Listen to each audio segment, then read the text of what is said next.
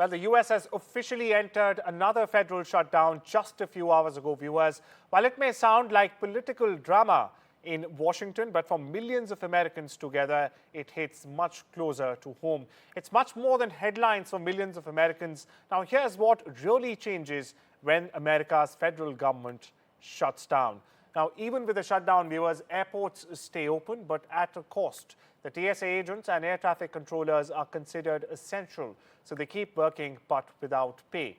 That can lead to staffing shortages and delays, especially if workers start calling in sick. Now, next up, those planning international travel should expect delays. That's correct. Passport offices remain open, but reduced staffing can very well slow down processing times. Now, with fewer hands on deck, routine renewals could also take weeks longer. Some parks, meanwhile, shut their gates while others stay open but will be unstaffed.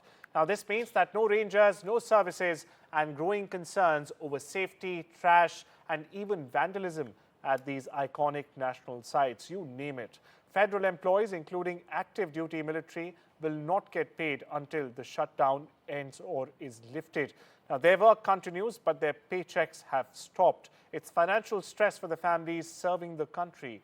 Essential food programs, meanwhile, like the SNAP or SNAP and the WIC, could very well be in trouble if the shutdown drags on, like it did in 2018, by the way, when the U.S. was in shutdown for 34 long days. Now, while benefits might continue short-term, funding could dry up very fast, especially for the WIC, which also supports mothers and children.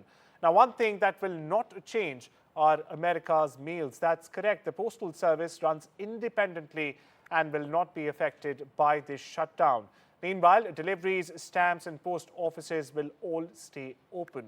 Speaking of weather alerts, well, they will stay. However, all upgrades will be paused during the entire duration of the federal shutdown. FEMA workers will be there, but their funds might run dry. But if the shutdown drags out, it is possible that the Federal Emergency Management Administration of FEMA could very well run out of money for its disaster relief fund.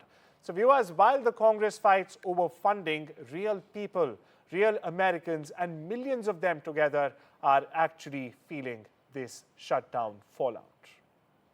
Changing America into a shutdown, rejecting bipartisan talks, pushing a partisan bill, and risking America's health care, worst of all. Well, the Democrats want to shut it down, so when you shut it down, you have to do layoffs. So we'd be laying off a lot of people that are going to be very affected, and the Democrats, they're going to be Democrats. Trump doesn't care about how this shutdown is going to hurt real, average Americans across the country. He doesn't care about the Republican healthcare crisis. He clearly thinks this is all a game. As you know, this country, no country can afford to pay for illegal immigration, health care for everybody that comes into the country, and that's what they're insisting. And obviously, I have an obligation to not accept that. That would affect everybody.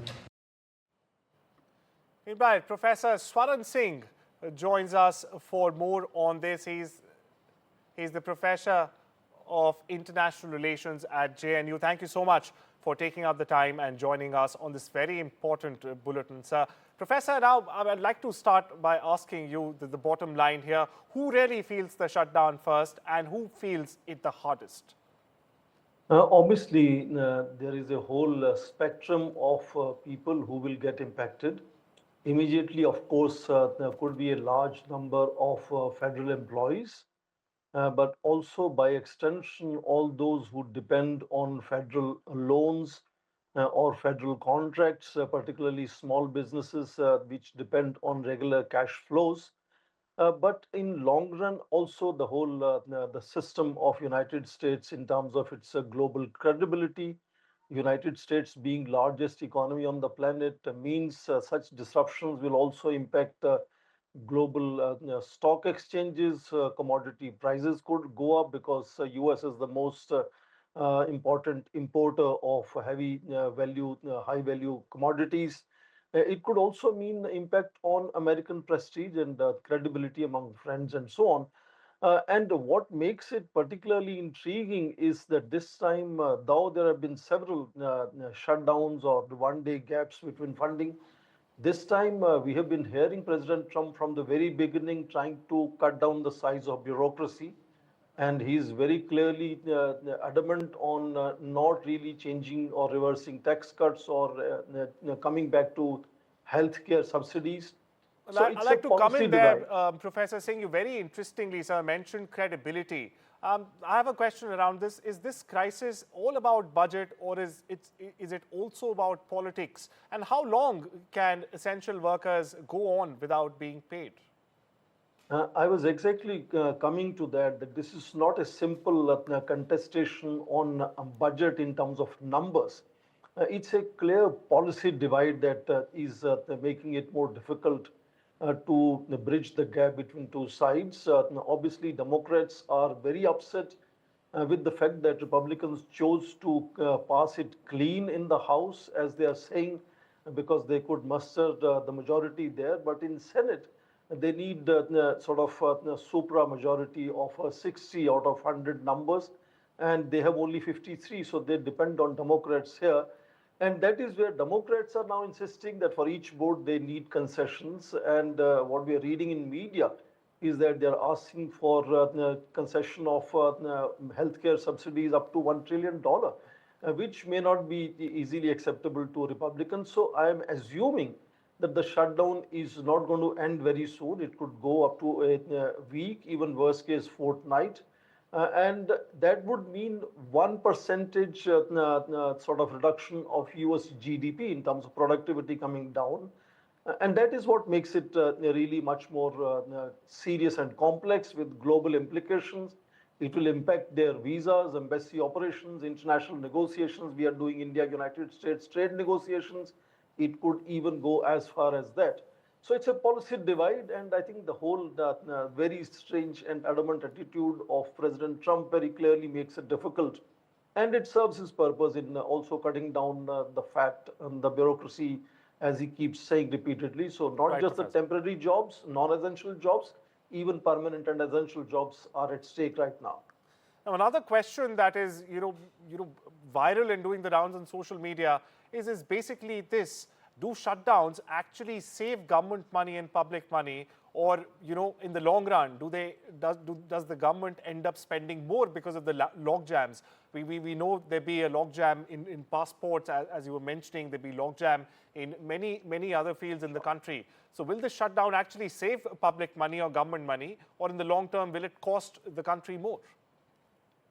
There is no doubt. We remember that the last 2018-19 shutdown meant that about 850,000 employees were furloughed. That's correct. So one could really talk about, even the estimates are this time, the estimates are about 750,000 could be furloughed.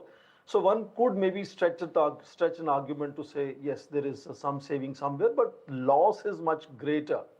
Even on regular earnings, the revenues, for example, all the national parks, all the national museums, etc., would be closed down, and so many non-essential services will be unavailable to people, which would actually mean loss of money, more loss of revenue for the government. But much indirect cost of the whole rattling of businesses, economies, services, credibility, that the kind of credit ratings itself could get impacted of United States if it goes as far as I said, between a week and a fortnight.